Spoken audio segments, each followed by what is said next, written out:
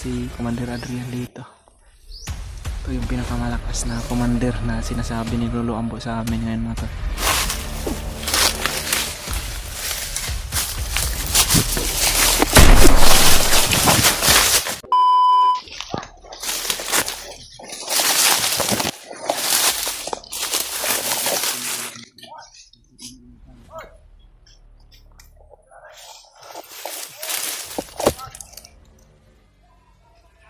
Marami ng mga kalaban mga tol. Marami na yung matudas namin, pero marami pa rin yung naiwan. Kailangan lang talaga na magmasid kami sa bawat sulok ng gubat dito mga tol. Maiwasan namin yung mabihag. Dahil yun yung babala sa amin ni Lolo Ambo. Napakarami talaga ng banta ngayon sa buhay namin, lalo na sa mga pamilya namin mga tol. Kaya ako, nung nakababa ako, hindi na ako nag-video kung saan kami nakatira o kahit sa loob ng bahay, hindi na rin ako nag-video mga tol para sa safety na rin.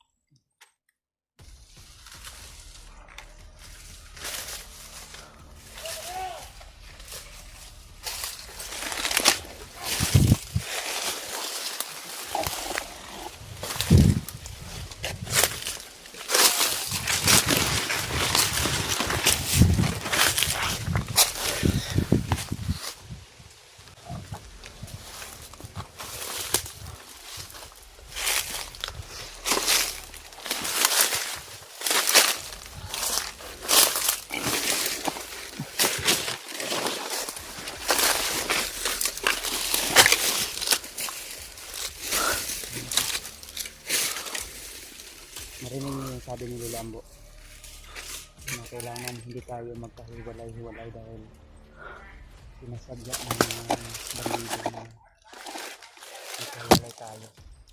Itulitin natin hindi tayo magkahiwalay-hiwalay sa malakas ng sabi sa natin.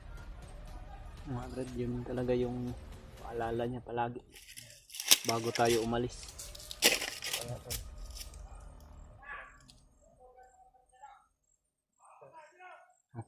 Maraming lo.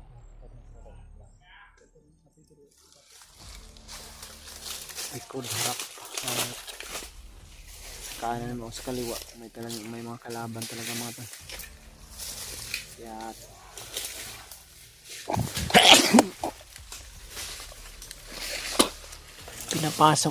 pinapasok namin sila mga tol sa tahimik na pamamaraan para hindi kami maambos o makita.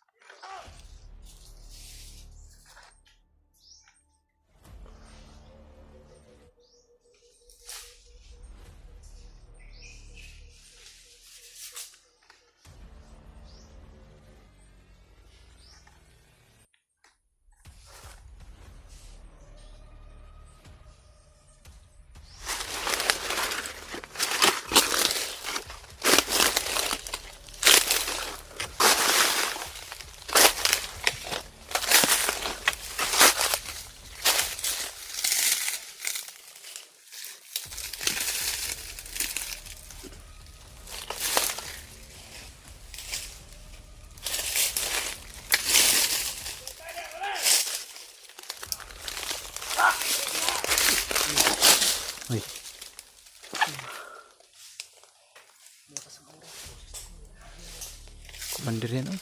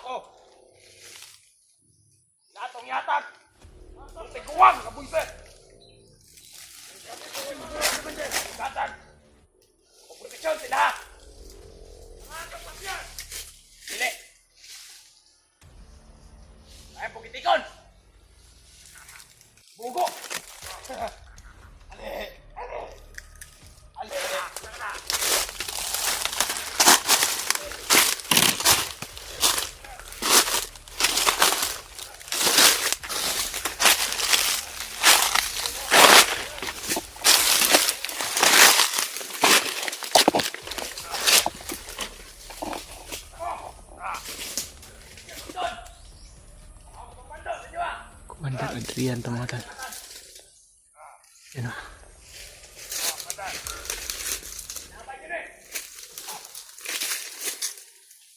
Pinatay niya yung isang katauhan niya.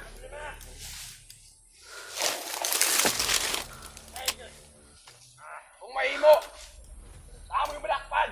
Kisa-kisa lang sila. Para makakatong silutan. Makakatong baslan. Kaya lang ipabuhat ito ha. Huwag ka mo. Alilit na lang rin, kami, matot mo sa pilas na po. Matot mo lang ako sa butakan. Tama naman.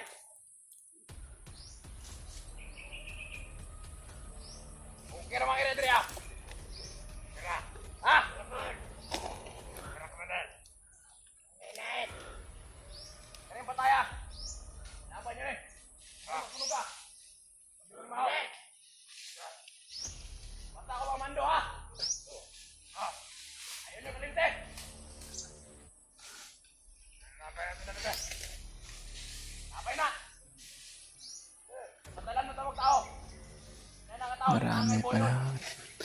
Nagtaka kami mga tol, bakit marami yung bandido dito. Mayroon para si Commander Adrian dito.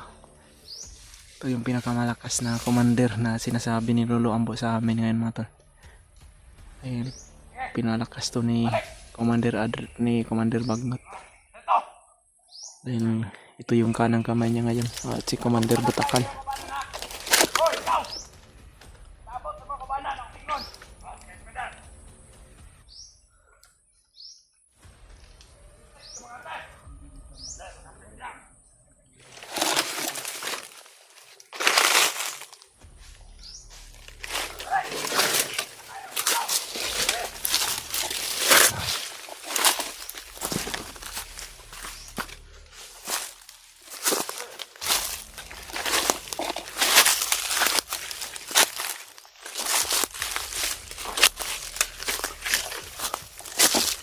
Ito yung bandido na pinatay ni Commander Adrian mga tol.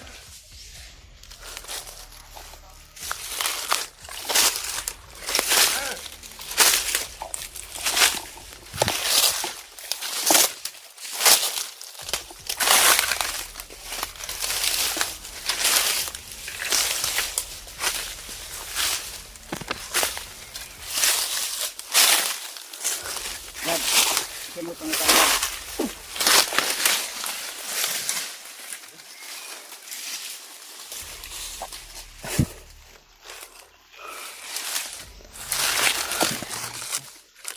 Tama siguro yun. Nakasilang ko din pa yun.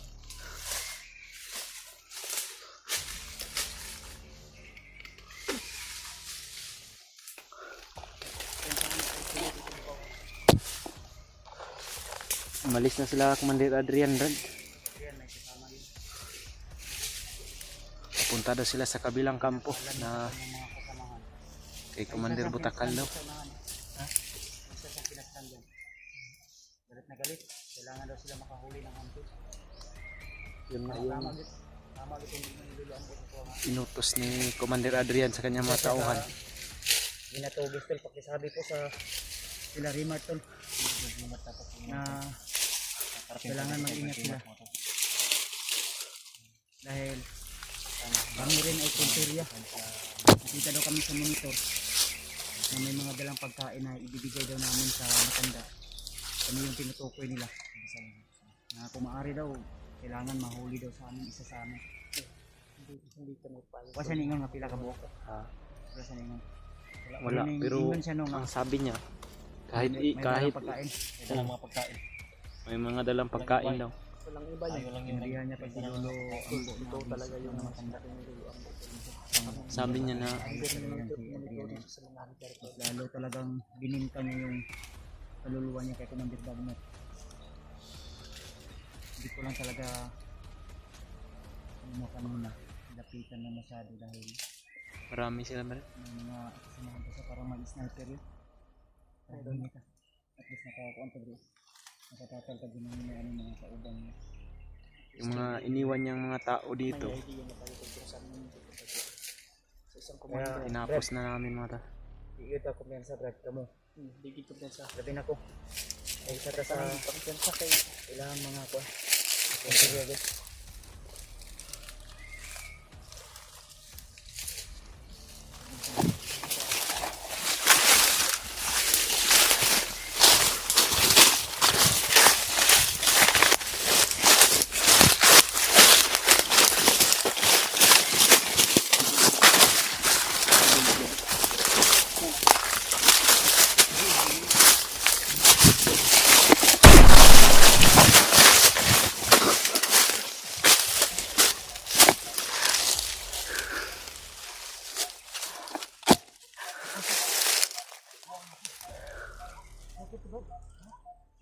Sniper, Brad. Ang to dapit.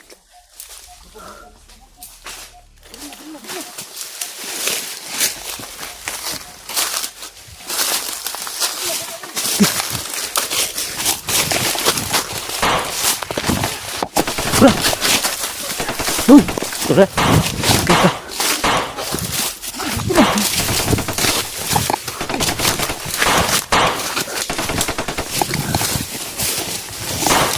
Brad, dalipan!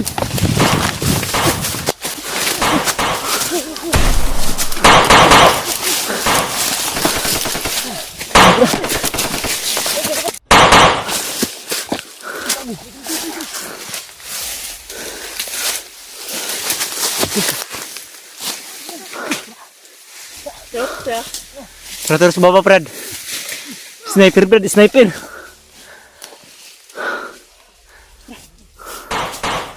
Ah, si Bamong Silo.